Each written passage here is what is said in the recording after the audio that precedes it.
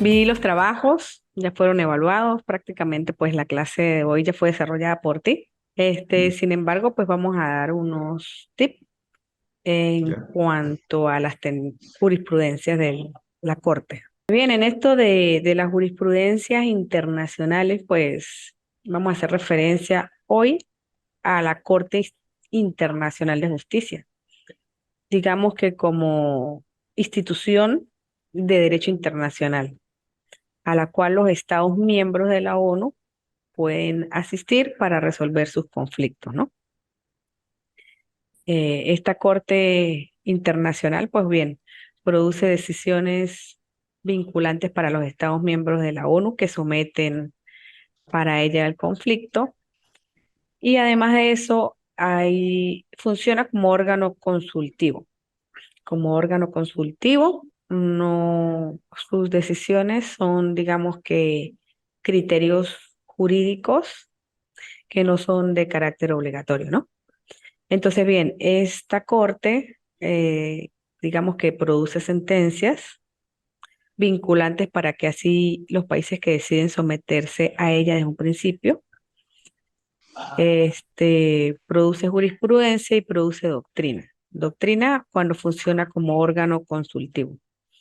Sin embargo, cuando funciona como órgano consultivo, sus dictámenes no son vinculantes. Y uno de los aportes más importantes que tiene la Corte Internacional es la jurisprudencia. Esta Corte tiene unos estatutos de funcionamiento que forma parte del marco legal referencial de la ONU. Bien, entonces en su artículo establece qué es, cómo funciona, cuál es la competencia, cómo se debe hacer una sentencia, entre otras. Bien, en su artículo 38 hace referencia a la jurisprudencia en el derecho internacional y establece que el estatuto de la Corte forma parte del sistema referencial de sistemas de fuente internacional, que recoge decisiones no solo como un medio auxiliar para la determinación de las reglas del derecho. Este, por eso se plantea de que es una fuente de teoría doctrinal y de jurisprudencia internacional. Digamos que ese es un sistema que existe y se viene desarrollando para los países que son miembros, ¿no? Es de que tiene una importancia por las propias características, donde los jueces no solo interpretan la norma, sino también con mucha frecuencia, además del sistema legal y el sistema normativo, pues tienen que pasearse con todo eso que son los principios de derecho internacional, la costumbre, los principios, las legislaciones nacionales, los referentes internacionales, entre otros. Y eso pues le permite ser, digamos que un estudio integral, ¿no? Sin embargo, pues también esta diversidad jurídica, que es la parte de lo que venimos planteando desde la clase pasada, que se ve en un mismo territorio, como en el caso de los indígenas que se planteaban, ahora imagínate la diversidad jurídica, la diversidad en el mundo. Si bien hay puntos de encuentro, hay situaciones que son muy, muy diversas, ¿no? Entonces, desde allí, ellos tienen que, digamos, manejarse con todas esas realidades. Esta corte, como lo planteé, solo pueden acudir a ella los que son los estados que forman parte de esa organización internacional. Como parte a esa organización, me sujeto a ese sistema jurídico, eh, tanto de carácter decisorio como a título consultivo.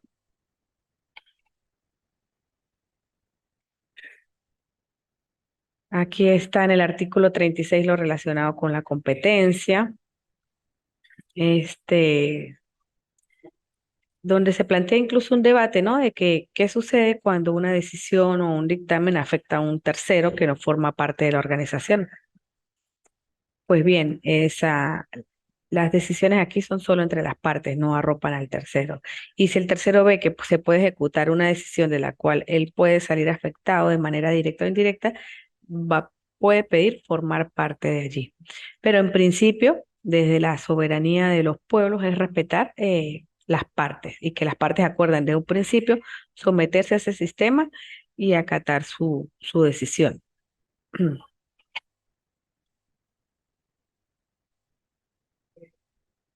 El artículo 37 establece que cuando el tratado vigente estaba, bueno, esto realmente es lo de la jurisdicción, ¿no? Que plantea qué cosas más o menos se van a plantear en este tribunal. También pueden haber situaciones o conflictos de falta de jurisdicción. Esto me corresponde a mí como organización.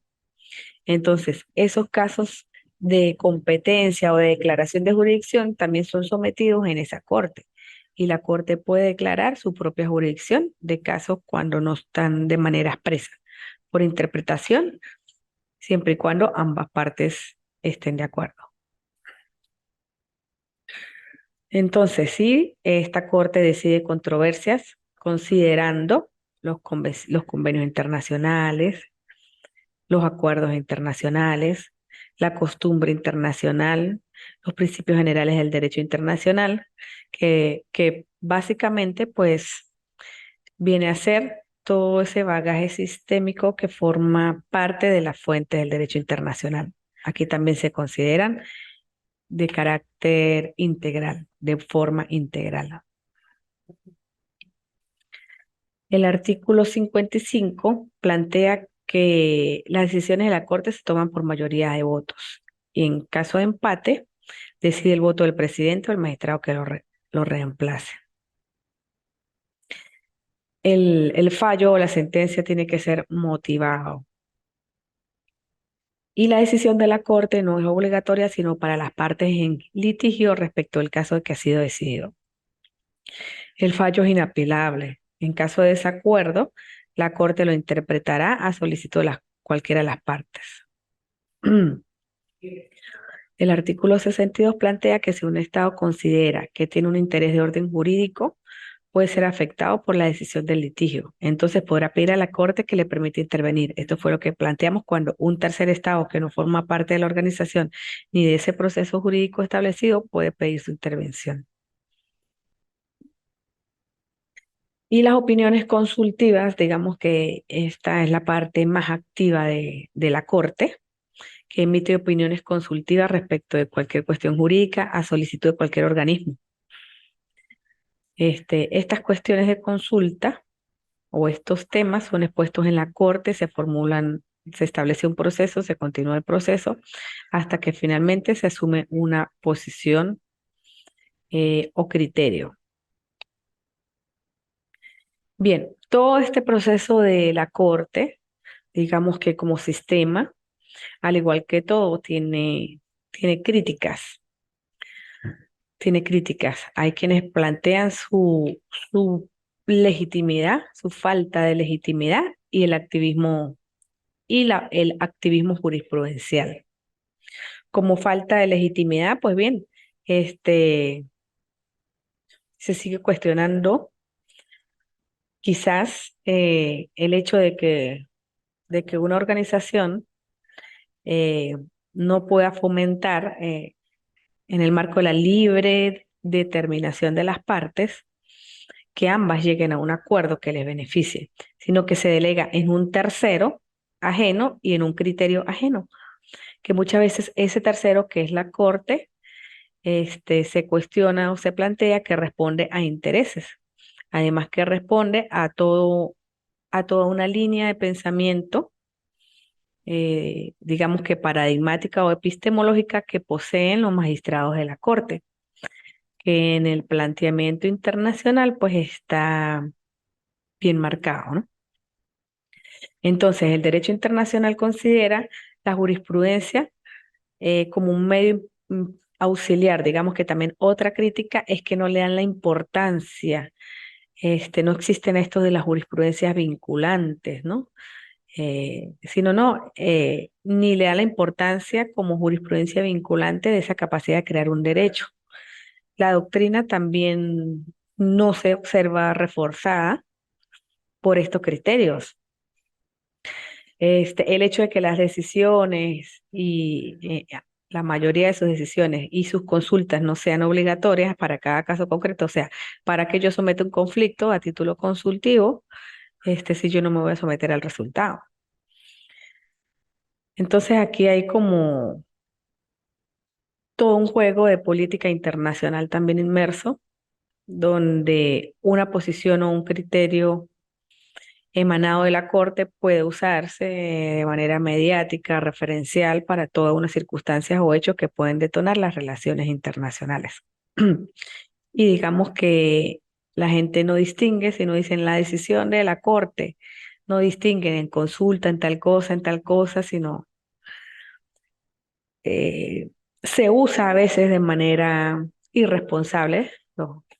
Mediáticamente en el juego del derecho internacional de los estados, en el juego de la globalización, en el juego de la hegemonía. Y todo eso pues también hace que se le reste un poco de seriedad porque se ve el activismo judicial, o sea, se usan las decisiones de estos órganos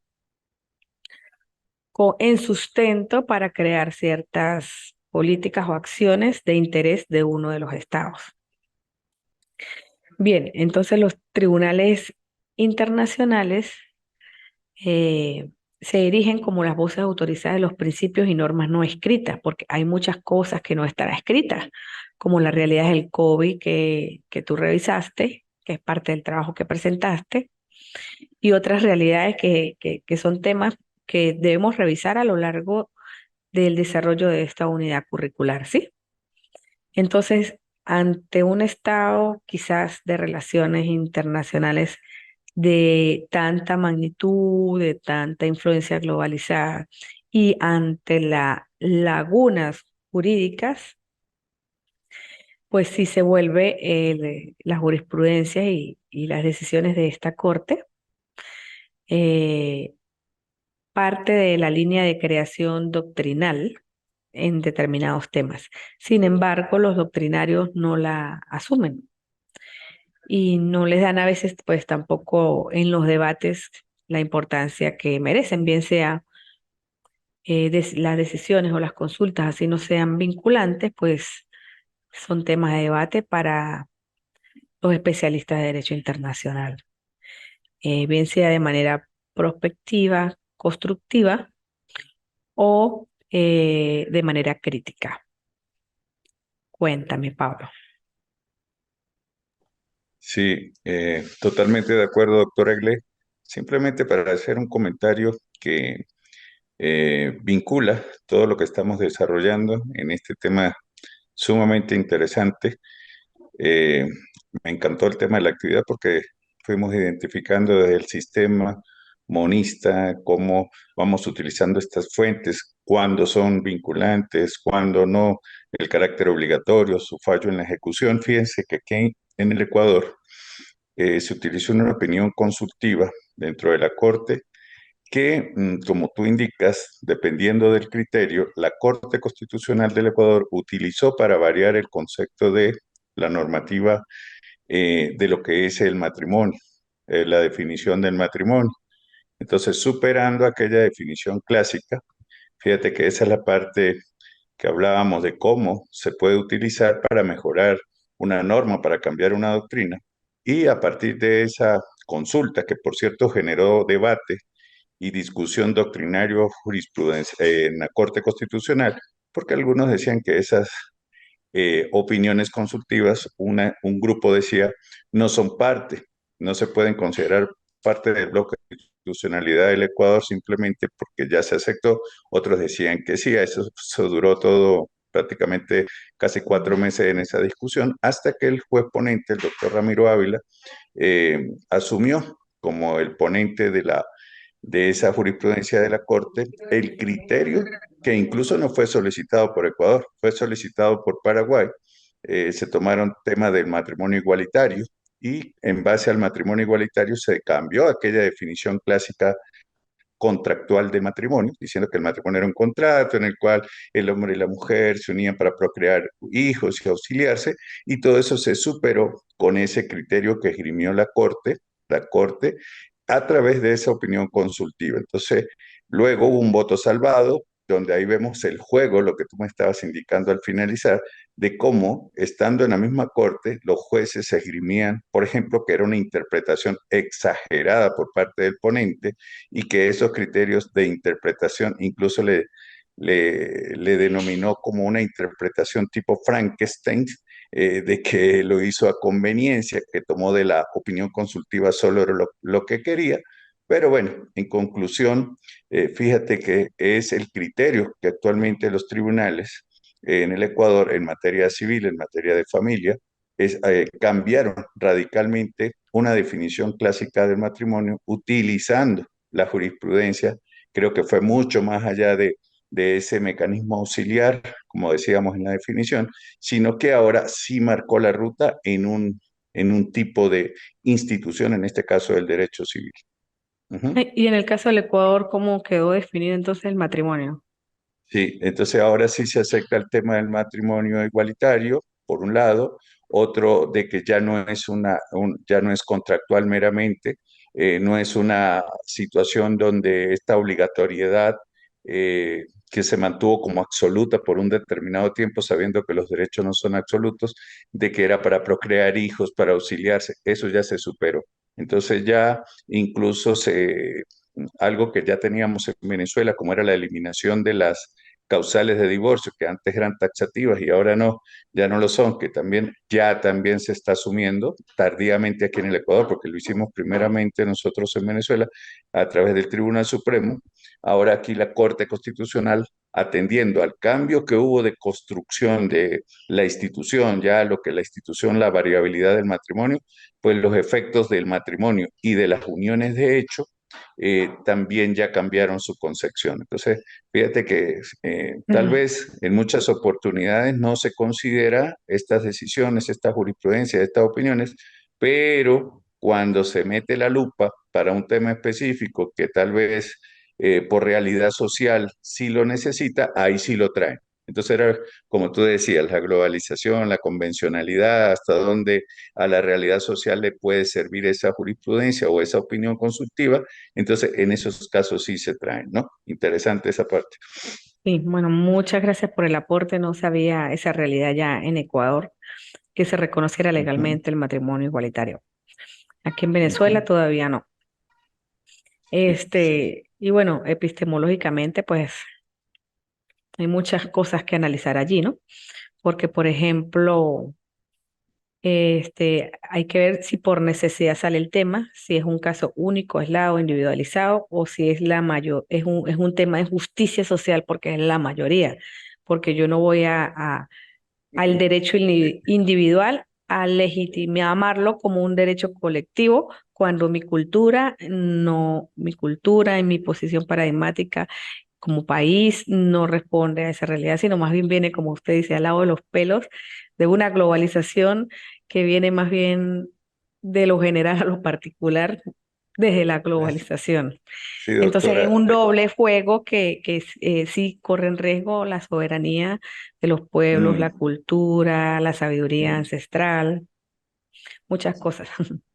Sí, correctamente, así rapidito. Incluso luego de que se adoptó, que generó tanto revuelo esa decisión de la Corte Constitucional y el cambio de paradigma y todo, pues mucha parte de la doctrina clásica del derecho civil se opone e incluso las estadísticas actuales, luego de Mm, que tanto habrá pasado, creo que año y medio, no reflejan que mm, realmente esa era la situación. Fíjate, la estadística no ayuda, independientemente de que ya hay el matrimonio igualitario, yo creo que no llega ni a excepcional ujú, porque es mínimo. Entonces, ¿qué se hizo? Aceptar algo que porque hubo una opinión consultiva de otra realidad, la tomé pensando que era mi realidad ujú. y el tiempo como que no está dando la razón. Entonces, en eso también comparto lo que acabas de explicar. Así es. Ujú. Y los movimientos de creación del derecho tienen que ser responder a las realidades sociales y necesidades sociales, pero reales. Bien, muy interesante. sobre todo la posición crítica de poder ver y entender estos detallitos del derecho, ¿no? Bien, para Vogel-Fanger parece razonable considerar que la respuesta a esta pregunta reside en el problema de la legitimidad. Lo cierto es que los estados rara vez hacen uso de su posición de intérpretes auténticos del derecho convencional y no hacen esfuerzo tampoco por frenar la tendencia del extra de importancia a la jurisprudencia. Entonces pareciera que hay dos tendencias, unas que minimizan su importancia y otras que la maximizan. Y bueno, quizás la minimización y la maximización viene siendo parte del juego hegemónico. Ujú. El activismo judicial eh, permite o destaca o resalta, devela el margen de libertad que tienen los jueces de la corte. De modo que esa libertad es tan amplia y a veces pues el mundo del derecho donde ellos fueron formados, se desarrolla quizás en mayor o menor grado más a la realidad de cómo ellos ven e interpretan una ley que a la interpretación, digamos, más hermenéutica desde la sociedad o la realidad sociocultural de los pueblos a los que está sometido el dictamen. Entonces, bueno, esto es interesante porque cuál es la concepción de esos pueblos en cuanto a eso y cuál es mi concepción. Yo estoy valorando desde mi concepción, desde mi perspectiva, agarro la norma, la interpreto en mi perspectiva y resulta que ellos tienen otras necesidades, otras perspectivas, otra realidad y otra vida cultural. Entonces, desde allí pues se reconoce eso como activismo que tienen un margen de libertad demasiado amplio que entra en juego quizás esas subjetividades, ¿no? Por ello, toda decisión judicial, se plantea que debe ser concebida como una solución válida. Sin embargo, desde el activismo judicial dependen que esas convenciones sociales se adecúen las concepciones sociales objeto de estudio o de la realidad de estudio para el dictamen, se adecúen al Poder Judicial. Y entonces ahí es donde se establece que se puede traspasar los límites cuando estamos desde una perspectiva, una mirada o un ángulo distinto haciendo una interpretación. Porque digamos que la ventaja de la ley es que cada quien interpreta ventaja y desventaja desde su posición epistémica y cada resultado es distinto. Y en el derecho lo único que se pide es que la sentencia esté argumentada. Entonces imagínate, cada quien es capaz de argumentar y sustentar su punto de vista, darle un orden lógico. Y la razón y la lógica pues está hecha para eso, para justificar y mantener un orden lógico. Pero hay cosas que no tienen orden lógico, sino por la naturaleza, son porque son, como el tema ambiental, que es el que tú vienes investigando.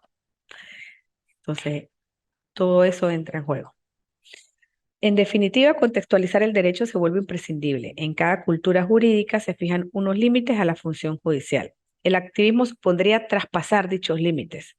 Sin embargo, no puede fijarse en términos legales estrictos respecto al mayor o menor sometimiento a la norma o la mayor o menor creatividad jurisprudencial, porque el ordenamiento jurídico no fija por sí mismo unas fronteras claras al respecto y porque la actividad jurídica en sí misma o sus productos son derechos, aunado a la diversidad de situaciones no reguladas que se presentan a derecho internacional, no solo entre los Estados miembros de las organizaciones, sino a nivel globalizado.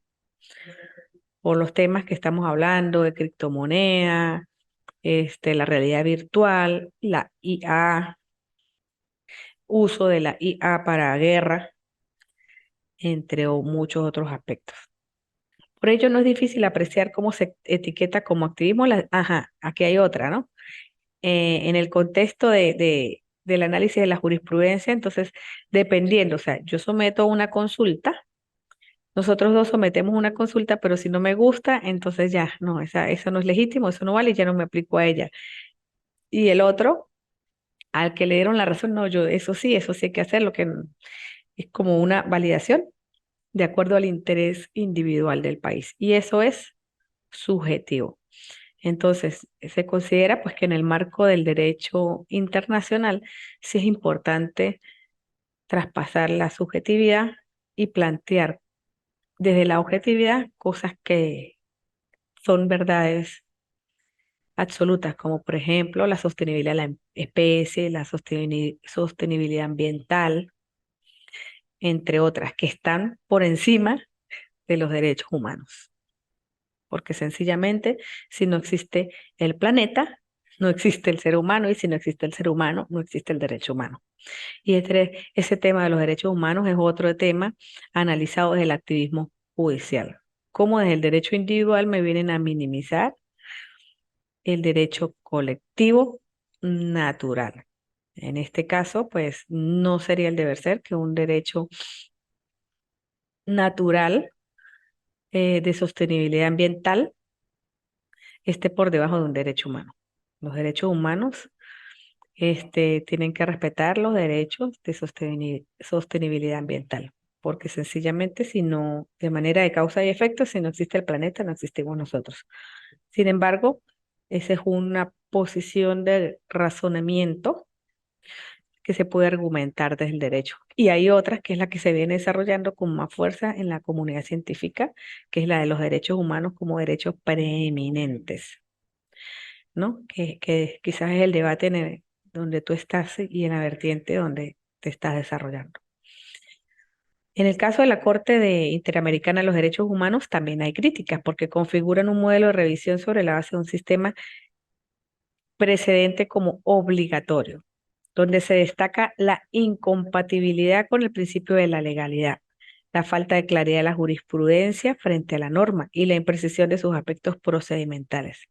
Sin embargo, debemos observar que desde la perspectiva del derecho internacional, las autoridades de jurisprudencia de un tribunal internacional para los estados que se ha sometido, el mismo es inequívoco en derecho y como tal obliga a todos los poderes a esto. La sentencia obliga a las partes, pero la interpretación de ella se hace en el derecho que se aplica y se trasciende. Esto, el derecho internacional también ha sido del derecho humano, de los derechos humanos, ha sido usado de manera con un activismo judicial muy preeminente para mantener el juego hegemónico, ¿no? Este, porque se dan la preeminencia de los derechos humanos y que ningún país de manera individual puede violentar los derechos humanos, pero no somos capaces a lo crítico de ver cómo un sistema de justicia, por ejemplo, de un país hegemónico que promueve los derechos humanos, que lidera la Corte Internacional de los Derechos Humanos, que financia la Corte Internacional de los Derechos Humanos, el parte de su sistema jurídico interno es afianzar la pena de muerte, por ejemplo, por ejemplo. Entonces hay muchas contradicciones allí en esa creación y posiciones internacionales hacia afuera, las puertas de mi casa hacia afuera y de las puertas de mi casa hacia adentro, que vienen pues como parte de la dinámica de los países y del juego de poder mundial del cual forma parte el derecho internacional. Bien, Pablo, con esto terminamos. A ver qué me queda. Ajá. Aquí están todas las diferencias de perspectiva socioculturales y representativas de los diferentes sistemas y criterios jurídicos.